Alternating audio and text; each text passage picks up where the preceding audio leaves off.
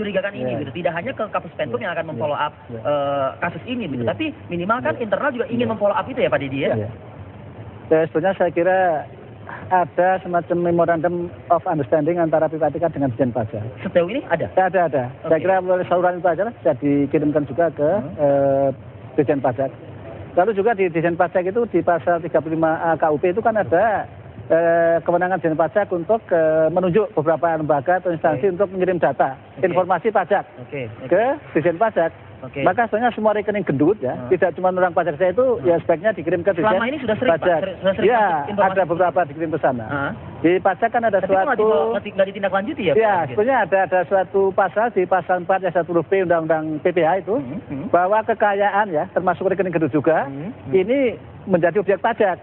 Jadi wajib pajak harus membuktikan bahwa itu dari sumber yang sudah dikenakan pajak. Ini pembuktian terbalik gitu.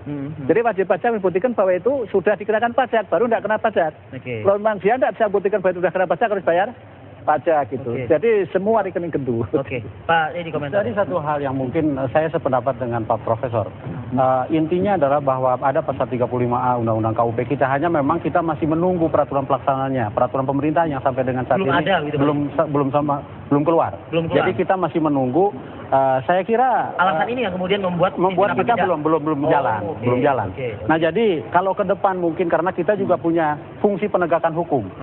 Direktorat Jenderal punya fungsi penegakan hukum dalam artian bahwa semua orang kita harus lihat SPT-nya, oleh SPT pribadi, termasuk memang kalau memang benar si Dewi ini melakukan hal yang kesalahan, kita akan lihat SPT-nya. Dan kemudian apakah dia sudah melaksanakan hak dan kewajiban perpajakannya dengan benar.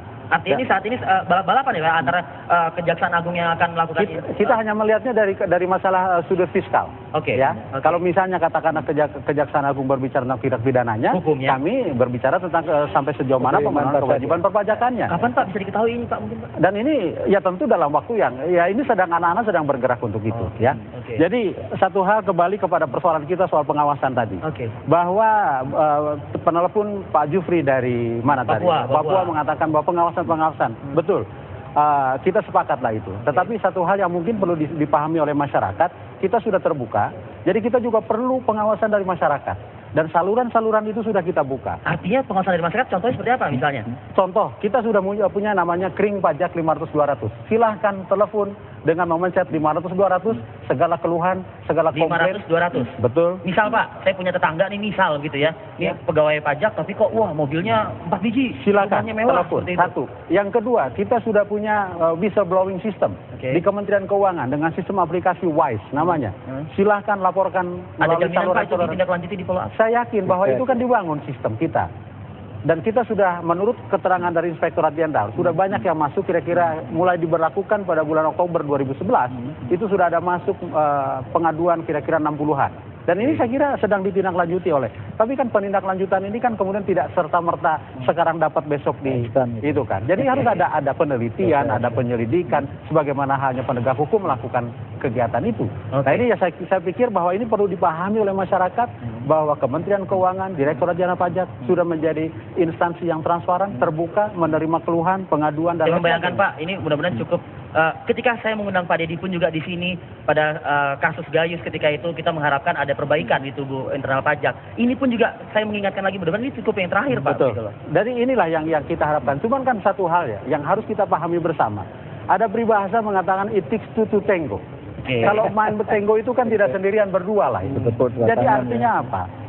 Program reformasi, apapun juga yang kita bangun, tanpa ada dukungan dari masyarakat, khususnya masyarakat wajib pajak.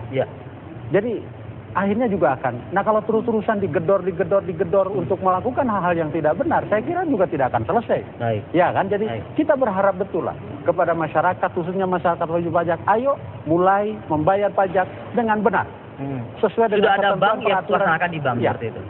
Bayar di bank, tidak menggunakan orang pajak. Saya kira karena memang sesuai dengan prinsip self-assessment. Mendaftarkan sendiri, menyetor sendiri, memperhitungkan sendiri, melaporkan sendiri oleh anggota masyarakat, oleh wajib pajak sendiri. Saya kira demikian. Baik, terima kasih Pak Dedi, terima kasih juga Prof. Gunadi. Terima kasih juga seluruh penelpon nih. Banyak sebetulnya Pak yang rangring-rangring di kuping saya, tapi sayang sekali mungkin tidak bisa kami angkat. Tipis saja Pak. Tipis. Jadi saya ingin mengatakan kepada teman-teman, ayo tunjukkan kepada masyarakat bahwa kita adalah orang yang tidak diduga seperti apa yang ada sekarang. Berkarya dengan yang lebih baik, 1032 triliun adalah amanah yang harus diemban oleh kita semua. Tunjukkan, teguhkan hati kita, dan pegang teguh nilai-nilai Kementerian Keuangan. Baik Demikian. Bapak, terima kasih Pak Dedi, terima kasih Prof. Gunadi. Sudah hadir di Apa Kabar Indonesia, saya sudah melihat wajah narasumber saya kemarin. Ya, ini saya ingin bergerak ke sana saja mungkin. Ada Pak Ahmad Rifai lagi yang hadir di Wisma Nusantara. Kita ketemu lagi nih ya, Mas Rifai ya. Iya, tapi pertemuan ini